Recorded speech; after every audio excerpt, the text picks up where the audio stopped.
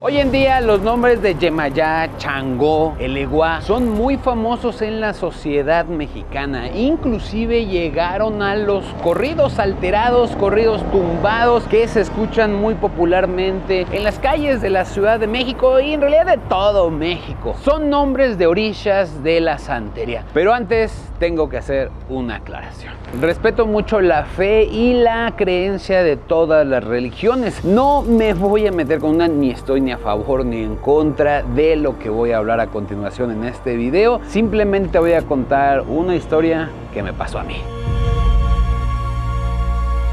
Primero es importante decirte que la brujería y la santería es completamente distinto. De hecho, mucha gente dice que la brujería va más hacia la magia negra, hacia las cosas malas, y la santería hacia las cosas buenas. De hecho, la santería forma parte de las religiones afroamericanas, creencias que se derivan de la fusión de Yoruba del África Occidental con el cristianismo católico. Esta empezó a ser practicada por los esclavos negros en Cuba y poco a poco se ha extendido al resto de las colonias a las que llegaban los yorubas en el Caribe, como Venezuela, Puerto Rico, República Dominicana, y hoy por hoy también lo podemos ver aquí, en México.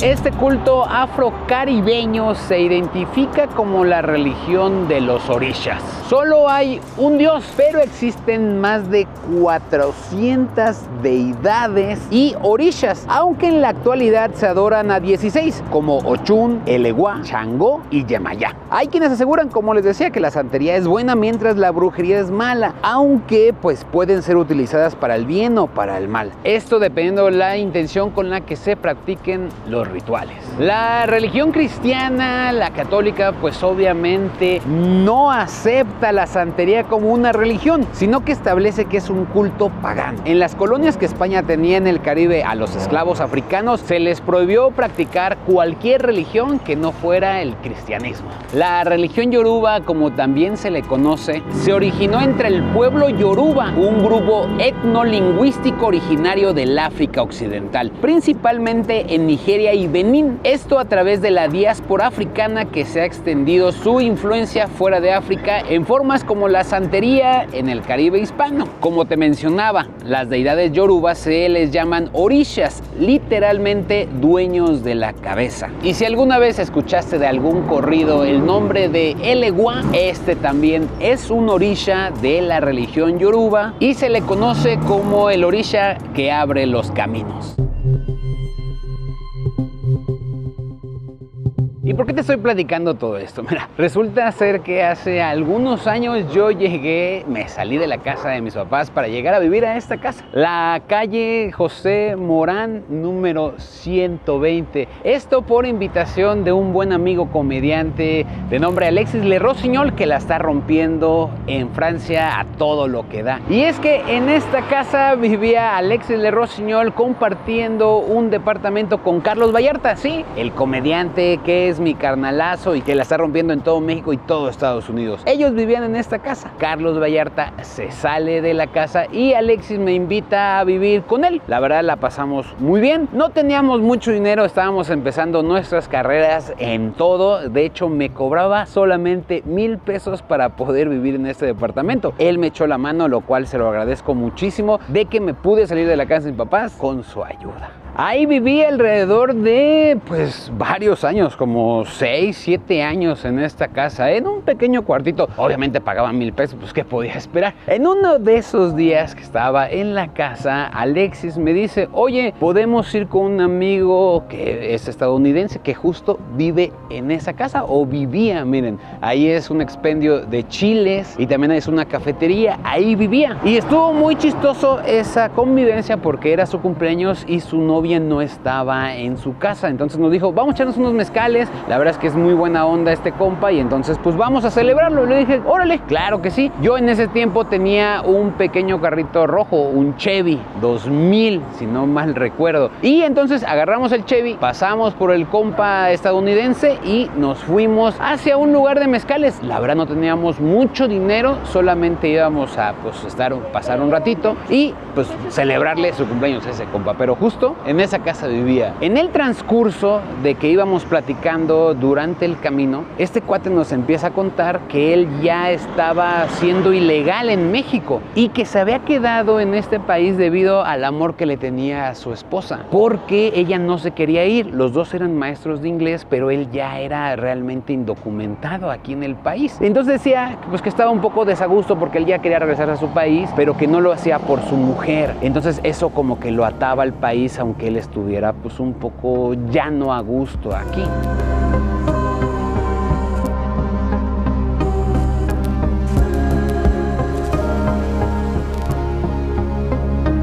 Y fue justo en la esquina de Juan Escutia con Zamora, justo en ese lugar, vénganse, en ese pequeño lugar que ahora es Tenavari Desayunos. Ahí fue donde había una pequeña mesita y nos sentamos a echar unos mezcales, una cervecita y platicar básicamente de la vida. Platicamos de la vida, platicamos de la situación que tenía su amigo estadounidense, le compramos un pequeño pastelito y al mismo tiempo platicamos con Alexis Le Rossignol, que pues yo ya sabía su historia de vida. Él de hecho también estaba pasando un poco por lo mismo de regresarse a su país porque extrañaba mucho su familia, como su idioma, todo traía un rollo ahí un poco mental de lo que normalmente pues es común que pase la gente cuando sale de su país, está en la indecisión de regresarse o ya quedarse para siempre en ese país que está migrando. Entonces justo en ese momento se nos dieron un poco la tarde, se nos dio la noche y éramos los únicos clientes que estaban tomando en este pequeño bar. Ahí el dueño, que a la vez era también el mesero, nos dice, oigan, pues yo soy con un amigo, ¿por qué no se pasan y seguimos bebiendo? Miren, yo traigo un mezcal directamente de Oaxaca. Ah, pues órale, me dice que están celebrando el cumpleaños. Ah, perfecto, Panza, yo se los voy a invitar porque la verdad pues no hay nada de clientes y pues mejor estar todos unidos. Estuvimos ahí platicando, estuvimos conviviendo y el amigo del dueño en alguna ocasión nos menciona que él traía un ron. Dice, no lo tengo aquí, pero lo tengo en mi departamento. Si quieren, yo lo traigo y estamos tomando ese ron. Entonces sí, pues órale, sí, estaría padrísimo y seguíamos platicando, ¿no? De la vida y etc, etc. Después mi amigo francés Alexis le dice, oye, pues ya tráete el ron, ¿no? Es momento de seguir la fiesta. Dice, ok, vale, voy, pero no quiero ir solo, quiero que alguien me acompañe. Y me dice, tú, acompáñame tú. Y pues yo dije, bueno, está lejos. Me dice, no, está aquí a media cuadra, una calle. Y le dije, bueno, vale, vamos, yo ahorita vengo, Alexis, y caminamos por esta calle. Miren, caminábamos por esta calle, iba esta persona que en esos momentos, la verdad no recuerdo mucho su nombre y no nos decía a qué se dedicaba en esos momentos.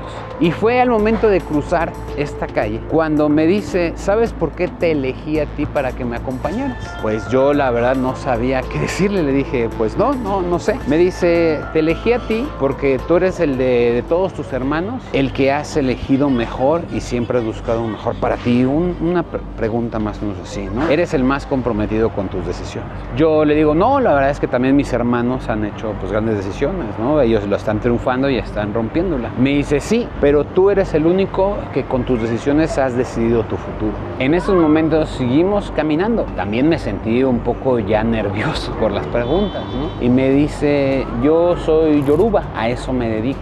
Estoy aquí en México de paso. De hecho, hacia donde nos dirigimos es mi consultorio. ¿Quieres conocerlo? Me dice. Y yo, la verdad, me saqué un poco de onda, pero no quise ser grosero. Tampoco le dije, sí, claro. Como les digo, yo respeto las creencias y a lo que se dediquen y, pues, obviamente, su fe y su religión. Dije, sí, vale, vamos, ¿no? Seguimos caminando y me dice, lo que estás haciendo, en esos momentos yo llevaba aproximadamente 3 años en la ruta de la garnacha. Me dice, lo que tú estás haciendo está muy padre y vas por muy buen camino. Te auguro un futuro muy bueno. Él no sabía a lo que me dedicaba, realmente solamente me estaba hablando así. Cosa que me empezó a sorprender muchísimo. Les conté un poquito de la historia de Alexis y del estadounidense porque más adelante va a salir a relucir algo que él tampoco no tenía nada de historia de eso. Entonces me dice, lo que tú estás haciendo le auguro muy buen futuro. Creo que tienes que ser muy constante y creo que tienes que seguir ese camino. Vas muy bien. Y yo... ok, yo seguía sin decirle a qué me dedicaba. Seguimos caminando y vamos a su clínica. Fíjense. Cuando llegamos aquí a la esquina, giramos a la derecha. Yo en esos momentos, la verdad, también ya me sentía un poco inquieto, pues porque no sabía hacia dónde íbamos. Era de noche y pues sí me daba un poco de miedo. En este punto es donde le digo, oye, ¿qué tan lejos queda? ¿No? Me dice, no, ya está aquí luego. Es el edificio rojo, me dijo. Después me comenta que su clínica se encontraba hasta la azotea del mismo y me empieza a platicar sobre la religión yoruba. Me dice que es una religión, muchas de las cosas que ya les comenté, ¿no? Decía que uno de sus principios es que no tenía que tener nada de riquezas, que no eran apegados a nada material, entonces que ellos en algún momento podían dejar absolutamente todo para seguir su camino y llegar a otros lados. Eso es uno de sus principios de su religión. Además también me platicó pues la forma en que fue bautizado en esta religión, en un río cubano, y me comentó también que muchísimos mexicanos iban a profesar esa religión y a ser tipo padre, o sea, el que lleve la religión, que después se convierte en padrinos de mucha gente que les está tratando pues todos sus problemas o todas las cosas que necesiten cambiar, etc. Todo esto lo hacen a través pues de ritos, de tambores y de muchas cositas que son adecuadas para su religión, pero no me quiero meter en nada de esos temas porque pues eso sí, yo lo respeto muchísimo. Cuando llegamos pasando ese puente peatonal, me platicaba de que tenía algunos años a México, me platicaba que también tenía muchos ahijados, como los que les conoce, muy famosos. De hecho, me decía que muchos artistas eran sus ahijados y que él era su padrino. No solamente mexicanos, sino también muchos extranjeros. Y que todos ellos los trataba en su clínica, en su lugar, mejor dicho. La verdad, no sé cuál es el nombre pertinente para donde hacía todo su trabajo, no sé cómo se lo nombre.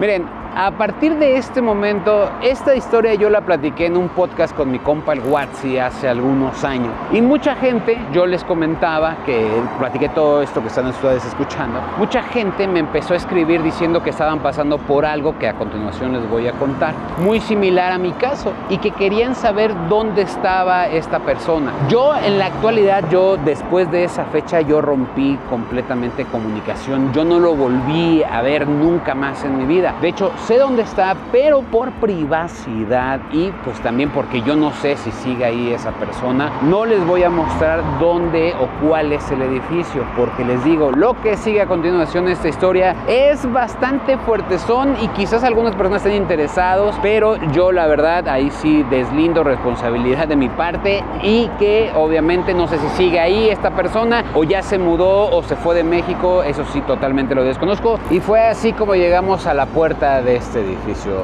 una doble cerradura, doble entrada en este edificio. Abrió la primera puerta y se veía la segunda puerta. Abrió la segunda puerta y era un edificio bastante viejo. Digamos que la pintura del edificio no se notaba, pero el ambiente se sentía muy extraño. Tomamos el elevador y me dijo, mira, mi departamento está en este piso, pero como te dije, donde hago todo mi trabajo está hasta la azotea. ¿Quieres ir? Le dije, vale, vamos. Agarramos un elevador muy viejo, de esos que tienen todavía los botones como redonditos. Lo tocó el último piso, se empezó a mover el elevador y llegamos. Un movimiento de estos elevadores viejos, ¿saben? Que no hay mucha estabilidad. Cuando llegamos a la azotea, tuvimos que subir y abrir otra puerta para llegar, digamos, a su zona de trabajo. Solamente había dos pequeñas puertas y dos pequeños cuartitos, un poco más tirados hacia una bodega como tal. La primera la abrió, había una pequeña mesa y tenía varios orillas en el suelo. Ahora se que eran orishas. En esos momentos solamente le dije, oye, ¿ellos qué son? Me dice, mira, son los orishas. Había un bebé,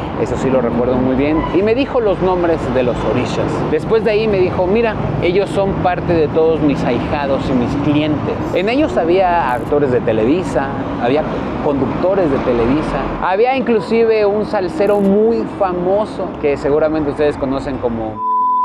Él era parte de sus ahijados. Me dice, yo a todos ellos los trabajo aquí en la Ciudad de México. Después me empieza a platicar pues un poquito esto de que la santería no es mala, que todo depende hacia cómo lo dirijas, que en realidad todos tienen un proyecto bastante bueno y que todo es para el bienestar de las personas, que tengan trabajo, que tengan salud, que estén bien del corazón, que estén bien en su vida y su familia. Y ahí es un punto donde a mí me sorprendió mucho más. La verdad quise salir corriendo.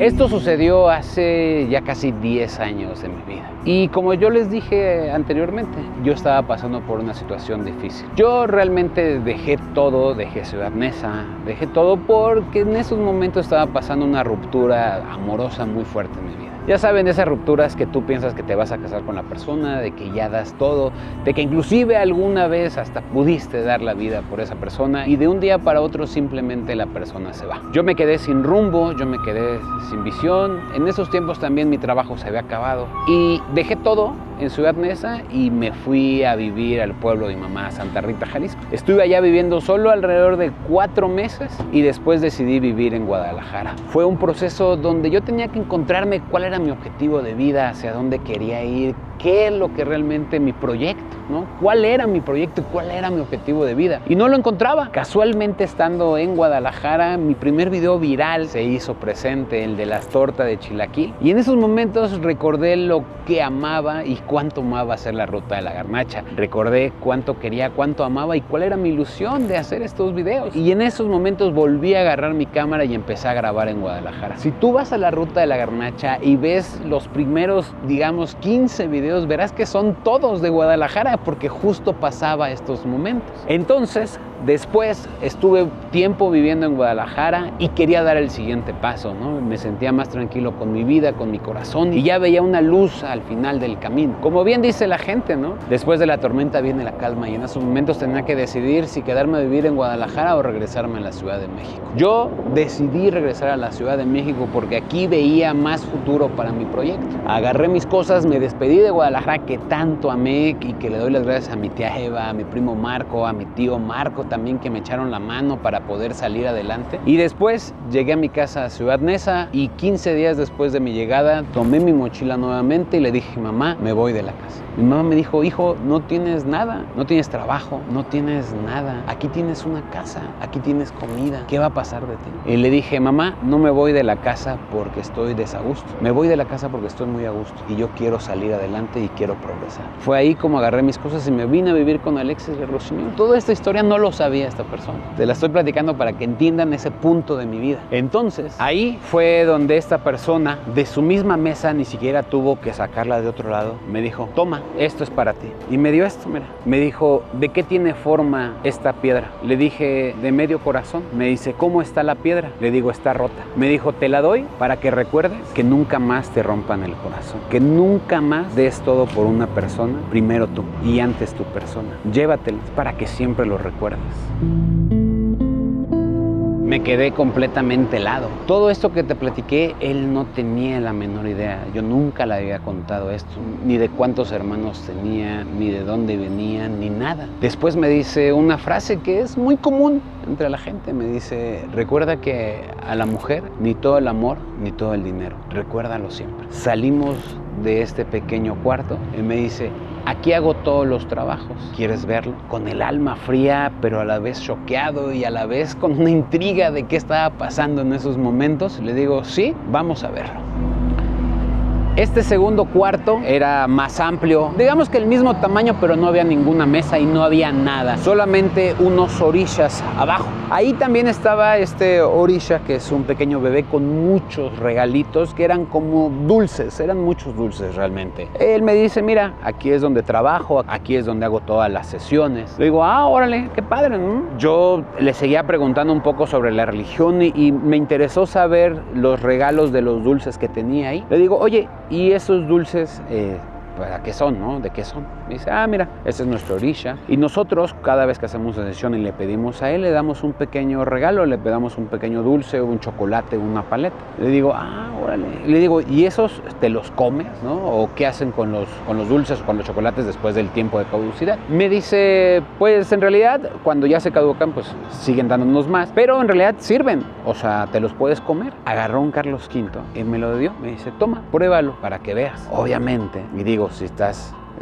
conmigo, pues yo con todo el miedo que tenía por dentro, le dije, órale. Yo le dije, oye, estoy tomando, entonces prefiero mejor seguir tomando porque no quiero que me haga daño el chocolate. Y me lo guardé. La verdad es que todavía lo tengo por mis cosas. Cuando me mudé, lo único que guardo siempre es la piedra. Seguramente debo tener ahí el Carlos V. No quise ser grosero en tirarlo, no quise ser grosero en nada de ese tipo de cosas. Pero pues sí me dio un poco de incertidumbre el poder comerlo, ¿no? No sé, les digo, respeto y no sé qué voy a tener. Yo en ese tipo de cosas no me meto. Lo guardé y me lo quedé dentro. Él me dice que una de las cosas para poder ya ser padrino y profesar la religión es que tú tienes que tener el esqueleto, los huesos de un familiar que te los done para que puedas tener ese poder. Me dice, estos son los míos. Y me enseñó una foto de unos huesos humanos.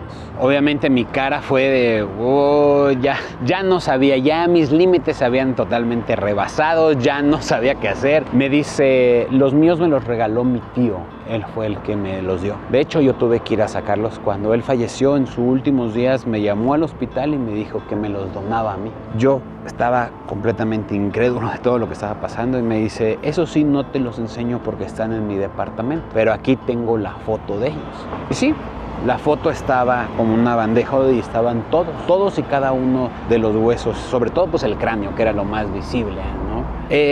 Me dice, ya no te los puedo enseñar porque están en mi departamento, pues está mi familia y no vamos a despertar. Yo la verdad dije, no, qué bueno, sí, vámonos ya, ¿no? En esos momentos, y digo, ahí son de las cosas que, hay muchas cosas, ¿no? Yo creo en Dios y Dios por algo hace las cosas. Recibo una llamada, empieza a sonar mi celular y es Alexis. Y me dice, ¿dónde está, güey? Ya pasó un chingo de tiempo. Le dije, no, ya vamos para allá, ya estamos saliendo. Me dice, pues córrele, cabrón, que yo quiero seguir chupando. En esos momentos para mí fue la mejor salida que me llegara esa llamada, porque le digo, ya me está hablando Alexis, ¿no? Que de hecho, justo yo cuando estaba llamando con él, le di santo y seña de dónde estaba, porque yo no sabía qué es lo que estaba pasando y yo no sabía a qué me estaba teniendo. Entonces le dije, estamos en este edificio tal y tal y tal, sobre la colina, tal y tal, para que él subiera toda mi ubicación. Me dice, perfecto, pues vámonos ya, ¿no? Para mí había pasado muy poquito tiempo y después de toda esta información y que me platicó de la situación, de mi proyecto, de mis hermanos, de mi situación amorosa, de todo, yo estaba un poco abrumado. Le dije, sí, vámonos, ¿no? Él me dice, perfecto, mira, yo me bajo aquí, agarramos el elevador, cruzamos la puerta, agarramos el elevador, se bajó en su piso y me dice, si quieres tú bájate y espérame ahí, yo voy por el ron y ahorita te veo ahí abajo. Le digo, perfecto, vale. Se sale, me quedo yo en el elevador y digo, también, ¿no? Mucha gente puede decir, pues te hubieras echado a correr, te hubieras ido, ¿no? Pero había algo, y eso sí lo tengo que admitir, había algo que me daba entre confianza y miedo a la vez. Y no sé si me puedas entender esto, pero era algo de, no voy a correr porque sé que no está siendo mala persona. Tengo miedo a lo desconocido, pero no tengo miedo de que me vayas a hacer daño. Y me quedé esperando, solamente viendo la piedra en mi chocolate. Eso era lo único que tenía en mis manos. Pasaron alrededor de 5 minutos, la verdad ni siquiera tomaba el tiempo. Bajó, traía en sus manos la botella y nos dirigimos de nueva cuenta al bar, caminando. Era diferente la situación, como que ya estábamos, no, es que ya están bien borrachos tus amigos y la. Entonces como que cambió un poco la plática, seguimos platicando muy a gusto y yo manteniendo pues la distancia y el respeto hacia todo lo que me contaba. Él como cubano, muy bromista, muy alegre, y la verdad todos y mucha gente cubana tiene este mismo sentimiento de buena hondez. Llegamos Fuimos al bar nuevamente que te enseñé al principio del video y la primera reacción de Alexis fue de no mames cabrón, ¿dónde estabas güey? Se tardaron un chingo. Y yo le decía, ahorita te cuento, Alexis, ahorita te cuento, espérame, ahorita te cuento. Seguimos la plática, sacó el ron cubano y nos empieza a servir y empezamos a platicar. Y ahí es donde Alexis Le Rossignol le dice, bueno, ¿y tú a qué te dedicas? ¿Qué haces en México?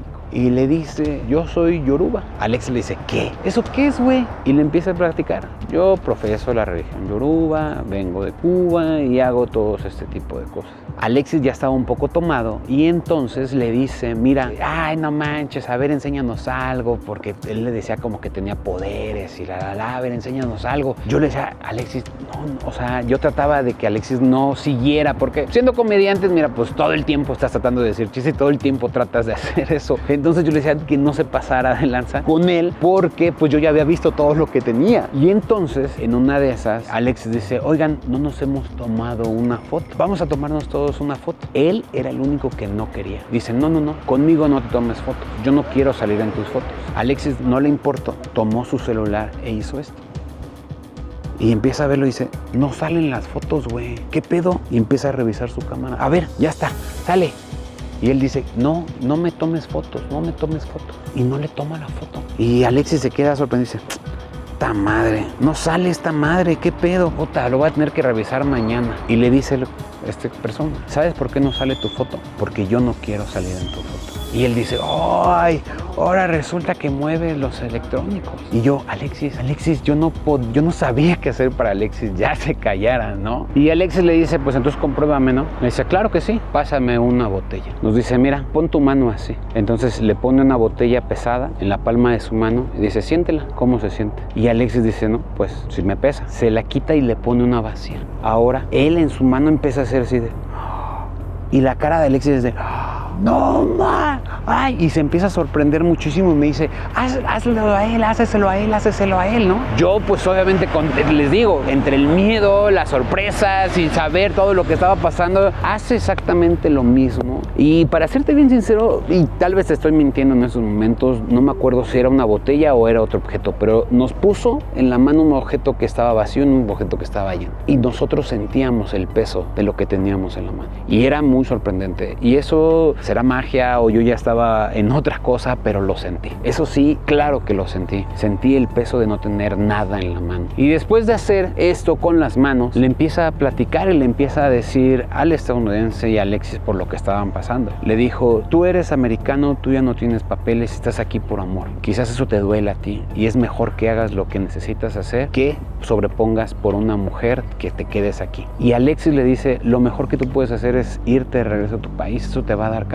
Y les empieza a contar lo que yo les conté hace ratito, que también él no tenía la menor idea. Se los empieza a contar a los dos su contexto y lo que estaban pasando en esos momentos. Y fue justo allí en ese momento que Alexis también se quedó un poco sorprendido. Le dije, Alexis, vámonos, güey. Neta, vámonos, güey. Ya, vámonos, ahorita te cuento todo. Y Alexis dijo, sí, vale, vámonos. Agarramos el Chevy y nos fuimos rumbo a nuestro departamento. Yo era el que menos había tomado. Pues obviamente me fui mucho tiempo hacia la casa de esta persona. Y yo le trataba de decir a Alexis, mira, esto fue lo que sucedió, esto fue lo que vi, esto fue lo que me dio. Él estaba un poco sorprendido, pero también incrédulo. Él estaba diciendo, ay, ¿cómo crees? No es cierto, eso no pasó. Neta que sí. Total. Él ya venía un poco así. Le dije, mira, ahorita no te preocupes, llegamos a la casa. Yo le platiqué absolutamente todo con detalles y él estaba un poco dudoso de esta situación. Sin embargo, al día siguiente, Alexis, de hecho, fue el que me despertó. Me dice, güey, me toca la puerta y me dice, güey, la cámara de mi celular ya funciona. Solamente se había trabado en esos momentos. Y en ese punto fue cuando Alexis le dio sentido toda la historia que le había contado. Yo hasta la fecha, pues sigo incrédulo, sigo pues contando esta historia de mi vida a muchas personas porque para mí fue sorprendente. Como te lo mencioné hace rato y como lo dije también en el podcast de mi compa Watsi, es que yo no tengo relación con esta persona y yo perdí totalmente todo contestó, nunca lo llamé, nunca lo volví a buscar, nunca me escribió, absolutamente nada. Eso pasó hace pues ya casi 10 años en mi vida. Entonces digo, por si te llegan esas palabras, sí, también, si has pasado o estás pasando una situación de estos momentos, sí que quisieras revertirla, yo lo único que te puedo decir es que, mi carnal, de verdad que no hay nada que como el tiempo las cosas pasan. Y mira, es algo que siempre digo, que a veces estás arriba, a veces estás abajo, y lo único que hace la diferencia es que sigas caminando. Y así como ahorita, si estás arriba, prepárate, porque un día vas a estar abajo, y si estás abajo, prepárate, porque un día vas a estar arriba.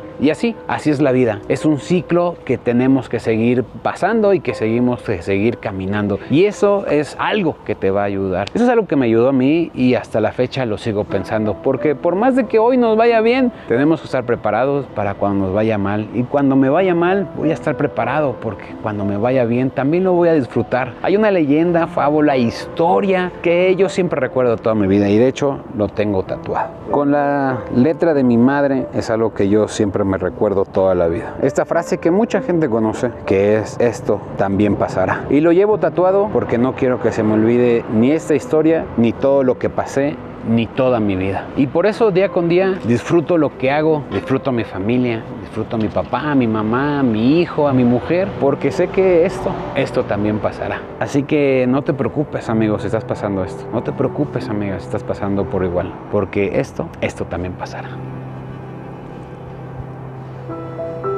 Y si te preguntas qué pasó con los otros dos personajes de esa historia, te puedo decir que el estadounidense no lo volví a ver jamás, y creo que se regresó. De Alexis tengo contacto y hasta lo veo en las redes sociales que la está rompiendo en Francia. De hecho, después de eso, él tomó sus cosas y alrededor de, creo que 3 meses aproximadamente, regresó a su país. Regresó a su país a tratar de llevar una mejor relación con su familia, con su papá. Conoció al presidente francés haciendo comedia. Actualmente está en la radio y está haciendo tour por todo Francia, llevando su comedia a muchos franceses. Él está feliz, está contento, está siendo exitoso, solamente tomando la decisión de regresarse a su casa. Mi historia, la verdad es que no la cambio por nada y no me arrepiento absolutamente nada. Todas esas lágrimas que lloré, hoy la verdad las agradezco por lo que pasé, porque la estoy pasando muy bien. Soy un hombre con mucha suerte y soy un hombre agradecido con, yo creo en Dios, con la Virgen, con mi familia, con el universo, con la naturaleza, con mi hijo, con mi mujer. Con todos ellos estoy muy agradecido de haberlos conocido y estar en esta vida junto a ellos. Si llego a alguna iglesia, yo profeso una religión.